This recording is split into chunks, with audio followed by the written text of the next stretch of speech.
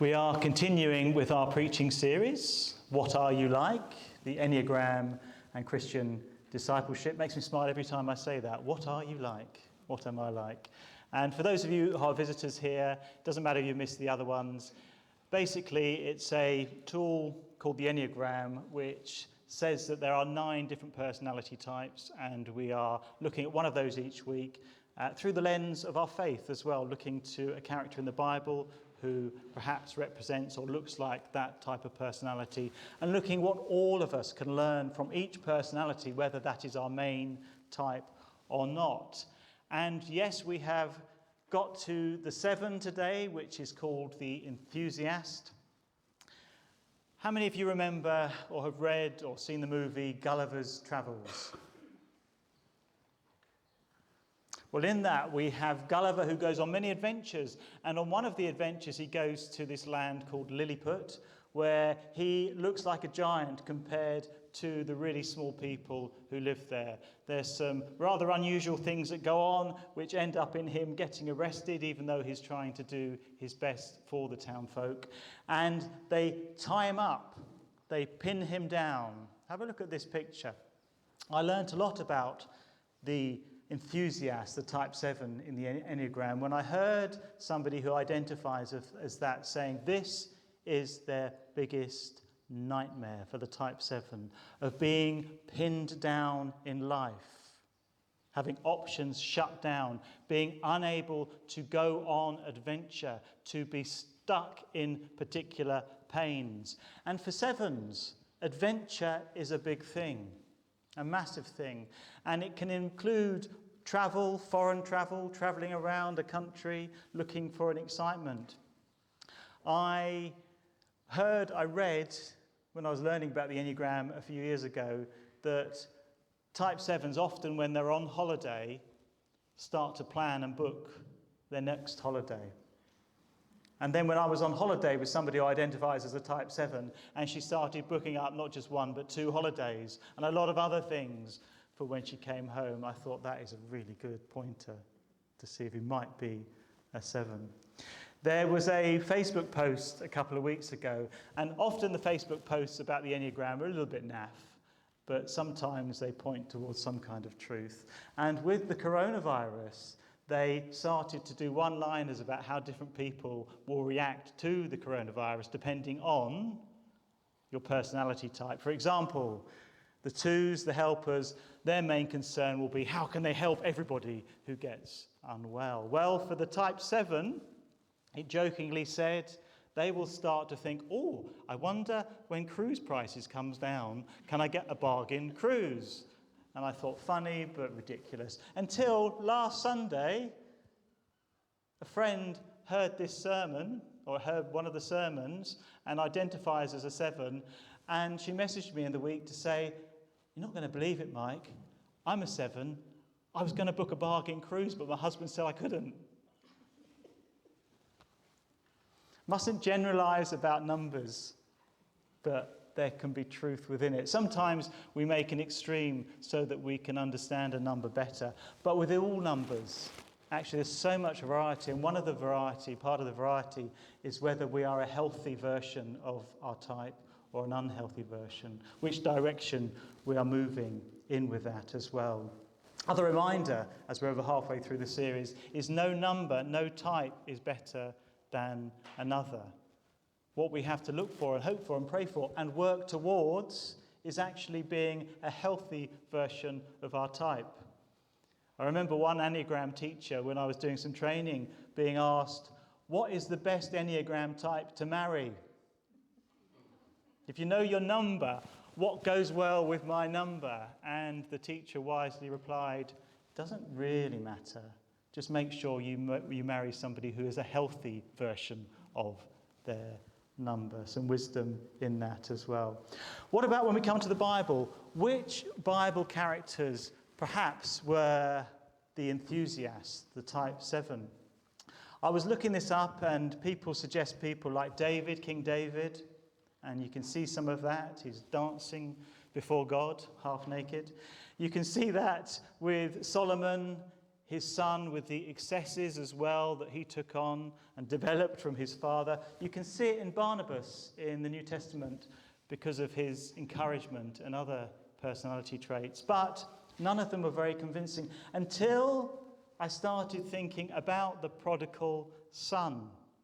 And have a listen, have a think about some of these things that we'll hear about in the story that may point towards him being the enthusiast. He says to his father, "Give me my share of the estate." Give me my share of the estate. So basically, that was outrageous in those days. It was like saying to a parent, "I wish you were dead so I could have my inheritance now." When the father agreed and gave him his inheritance, he used the money to go off to a distant land, a life of adventure. Something that can be very true about type 7s in particular is they hate boredom. They can get to feel very uncomfortable with familiarity. And not for all, because some work through it, but commitment can be a big thing to one specific job, to one specific person.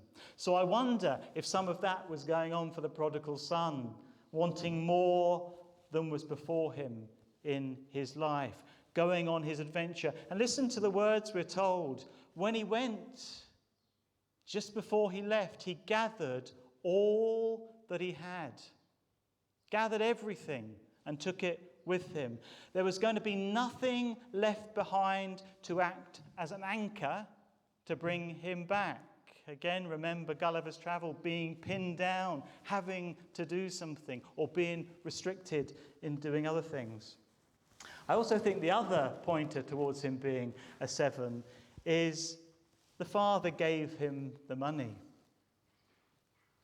7s can be really charming. Ian Cron, who writes The Road Back to You, talks about his son who is a 7, and when he was very little they went to a supermarket and there was this wonderful display of apples piling up into some kind of pyramid. Ian Cron goes around the corner and he hears the other shoppers exclaim, shout out, "No!" as all the apples come piling down and come rolling down the aisle, and he goes towards his son really angry, and his son, a type 7, comes up, looks really scared for a minute, and then starts breakdancing and doing all this move. And Ian smiles. He can't do anything but smile at what he calls Applegate. They can be very, very charming. Listen to what else we're told. He squandered everything on wild living. Later on in the chapter, the older brother throws in the word prostitutes as well. We don't know that. Maybe he's just building up the story. But for sure, he ends up having wild living. The deadly sin, the vice, the passion of the 7s is gluttony. And it's not just food and drink, but it includes that as well often. But it's a kind of gluttony of the mind, a gluttony of wanting adventure, excitement, something new, something fresh, something different, fun, excess in life. Maybe he was a type 7. The story goes on, and we hear he comes to this crashing stage of his life where he ends up with no money. And not only that, there's a double whammy. There is a severe famine in this land. Not only that, he ends up in the most unbelievably appalling situation for a Jewish person, having to become a hired hand working with pigs, who the people found so offensive. This was the lowest of the lows. He got to a stage in life, I believe, possibly anyway, that he could not escape his pain. Reality came and hit him in the face, and no doubt got up his nose with the smell of the pigs as well. But I think the exciting thing in this story, and an encouragement to all of us, whatever number we are, is that breakthrough often comes after breakdown. It can be an opportunity for growth. None of us want hassle in life. But actually, and this is why I hold out this hope for the problems going on at the moment. Often out of the worst, the best can come. We hear that the prodigal son came to his senses. Pain brought him to his senses. And it did take a double whammy. If he'd just lost his money, maybe he would go on another adventure and try and find money. But it took that and the famine as well to bring him to his senses. I say it every Sunday when I'm preaching. We're told that the truth will set us free. That is the truth of the gospel, the truth of Jesus. But embraces all the ways that God is working within life, and adding that the truth, yes, can set us free, but sometimes, often, it makes us miserable first. When we get in touch with the pain and the path for growth.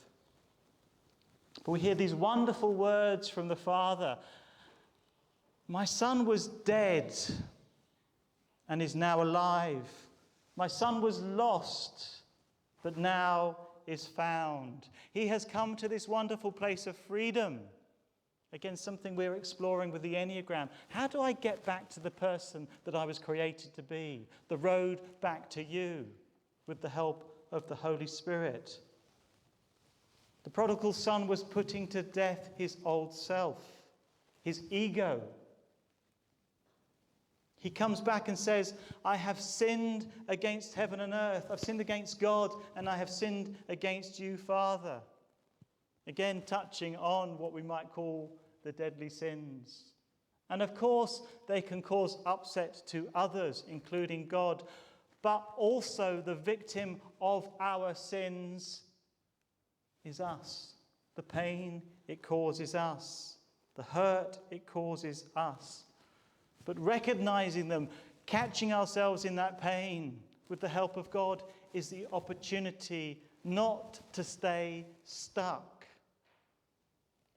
I think if he is a type 7, there is a picture here of the growth right before our eyes, because 7s often find confrontation and heavy conversations really, really difficult. They'll avoid them if they can.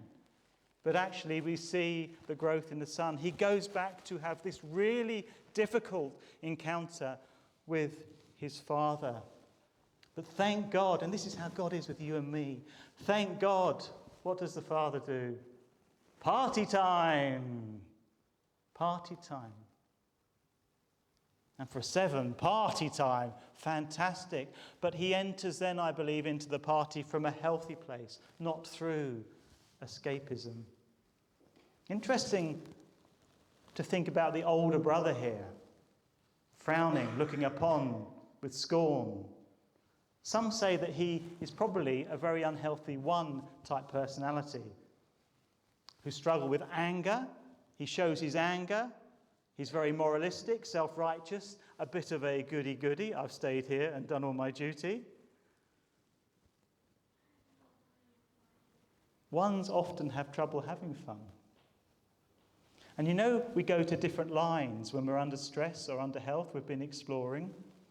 Well, for the 1 under health, they take on the characteristics of the 7. They can let their hair down. But interestingly, for the 7, they also can go to 1 under certain stressful circumstances, where they can take on some of their qualities. They can become more responsible. And I think this is just a reminder to all of us that we can learn from other people, from other types of personality, and see those kind of features as a resource for our own growth as well. What else about 7s? I wonder if people are coming to mind. They might or might not be. The only person who can work out is them. But I wonder if you think you might be a 7, or you will recognize some of the 7 within you, because we will all have some of that within us. Well, it might help you to know that they're part of what's called the fear triad. The Enneagram is broken up into 3 triads. And they go with the other 2 who have fear at the center. We've looked at them already. The 6 last week, the loyalist, skeptic. Fear is at the center of who they are.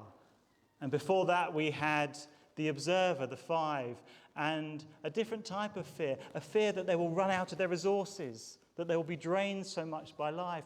Well, with the 7, the fear, which is hard to recognize sometimes because they do not look like fearful people, but the fear is of pain itself.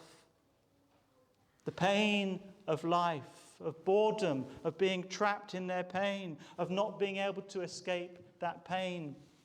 Their belief that they unconsciously grow up with from childhood is that the world frustrates me, limits me, and causes me this pain when I'm entitled to have fun. And there you can see where this deadly sin, this passion of gluttony comes in. Gluttony of the mind, always looking for excitement often and for adventure. More is always better.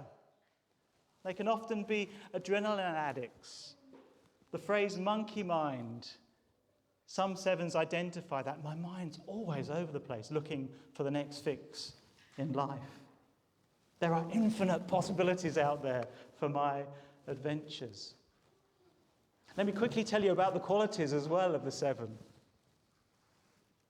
And all of this depends on health, whether they're healthy or not so healthy. But they can be people who are full of hope, of joy. They can be fun. They can be great networkers, partly because of their charm. They can be creative. And they are very optimistic, very often. Peter was asking a couple of weeks ago, do you see a glass as half full or half empty? Well, they will see it as half full. And many will say, so can you top it up? They want more and more. Imaginative, great fun at parties, but there's struggles which you can't see at first. Because for me, I always think 7s, it must be fantastic being a 7. But there is pain behind the mask, the persona, the front.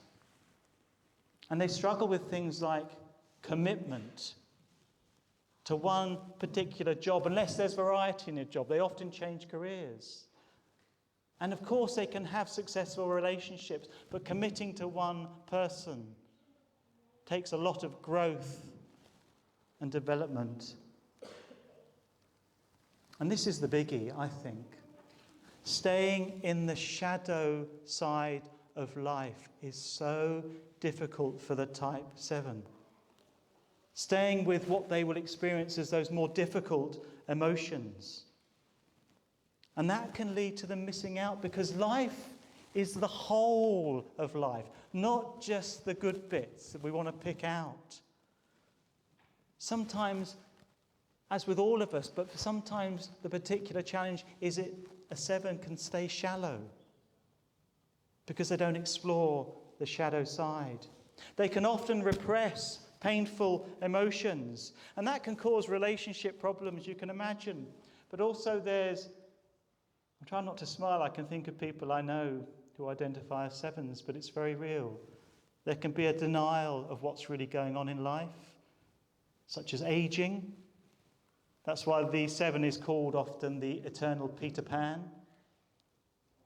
And health problems, ignoring it, but they don't go away often, and they can come back to bite. Rationalization, reframing, I love this, tune into this. Their defense is rationalizing things. With their very astute minds, they can turn something negative into a positive. Who knows the film The King and I? I can see faces coming now. The King and I. Listen to these words. I'm not going to sing it. Whenever I feel afraid, I hold my head erect and whistle a happy tune so no one will suspect I'm afraid. While shivering in my shoes, I strike a careless pose and whistle a happy tune, and no one ever knows that I'm afraid. But the result of this deception is very strange to tell, for when I fool the people, I fear I fool myself as well. I whistle a happy tune, and every single time the happiness in the tune convinces me that I'm not afraid. Make believe you're brave, and the trick will take you far. You may be as brave as you make believe you are. And the fear for the 7 is pain. So put on a happy face and avoid it. Their growth path is towards sobriety. And that doesn't mean just drinking less. It means being able to stick to and focus on one thing. To see it through to the end, to take on a job, to take on a role, to take on a task, to take on a relationship, and to stay with it even if it takes you to painful places, and to stay with whatever pain comes into our lives. To stick with people that you know who are in pain, to be able to be alongside them at that kind of depth. Because one of the things the 7s are very good at is trying to find solutions very quickly to friends and family who are in pain, because it makes them feel distressed. So they come up and they can be great problem solvers. Or, even in the midst of something really dire, they can crack jokes, try and lighten the mood as well. Interestingly, the 7s, this is what it said, can really learn something from the people who often wind them up. And that is the 4s. Remember the 4s, the individualists? Those who work at depth, look to the emotions. So the 7s can really learn a lot from them. And the 4s, who are very good at doing the other half of life, that shadow side, need to learn from the 7s. That lightness, that joy.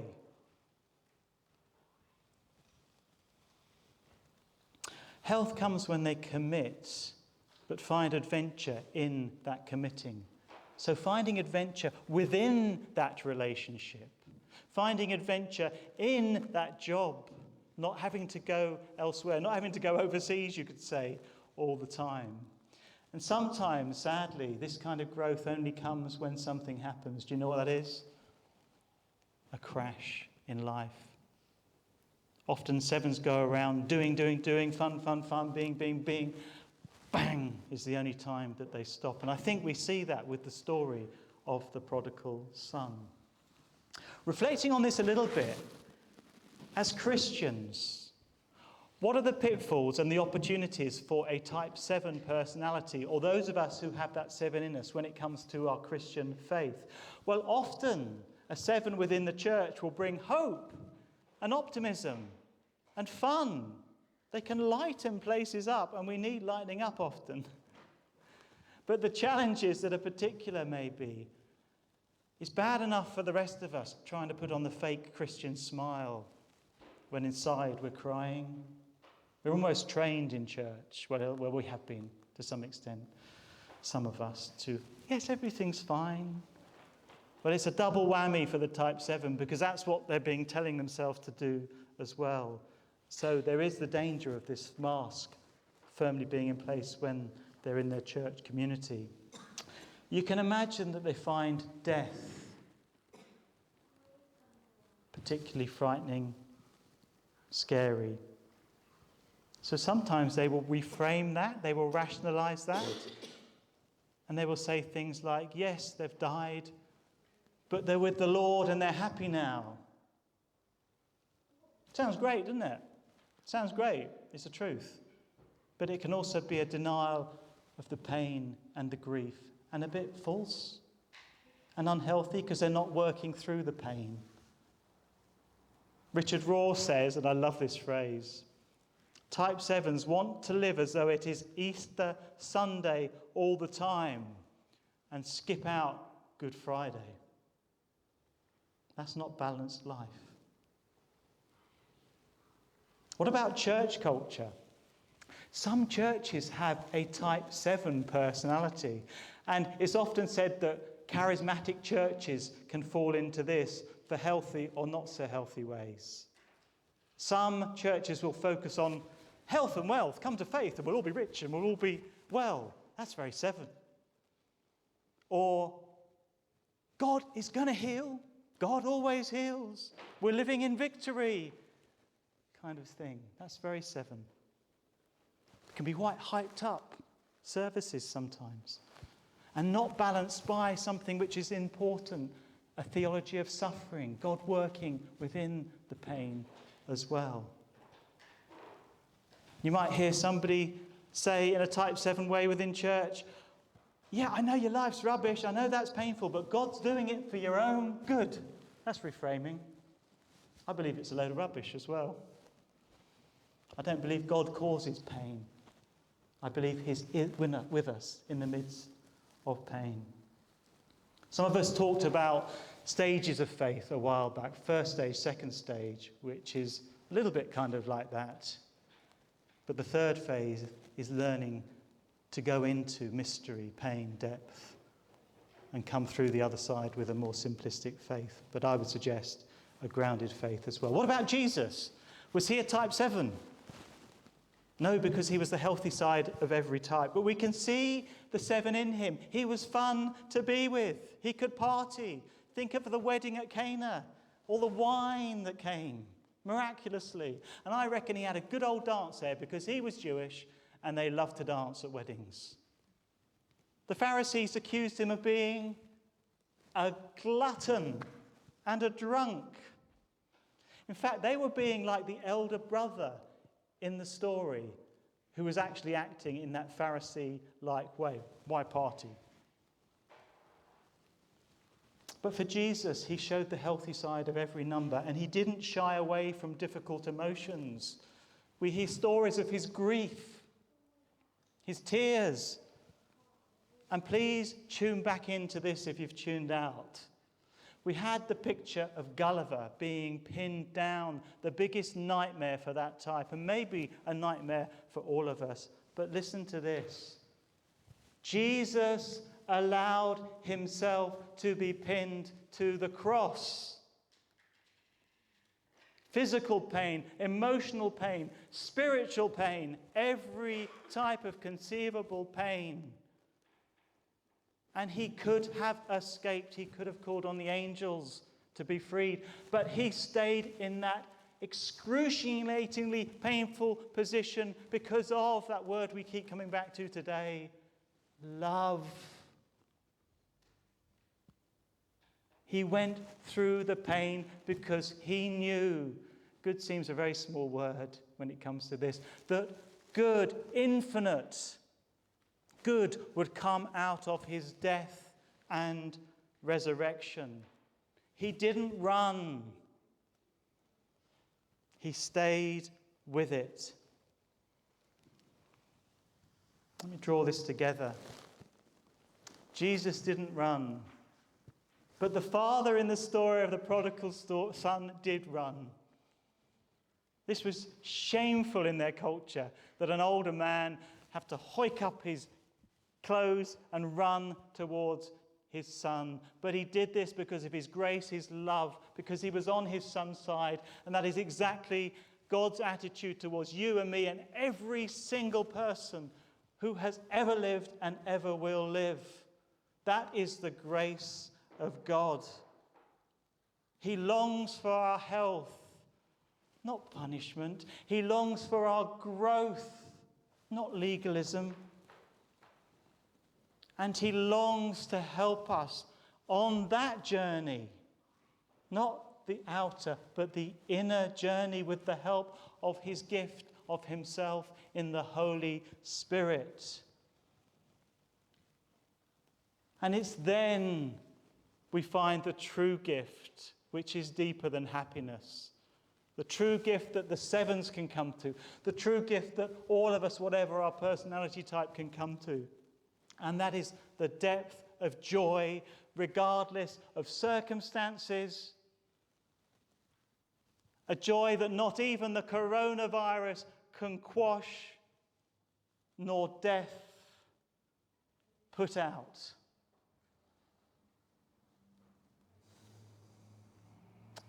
Amen.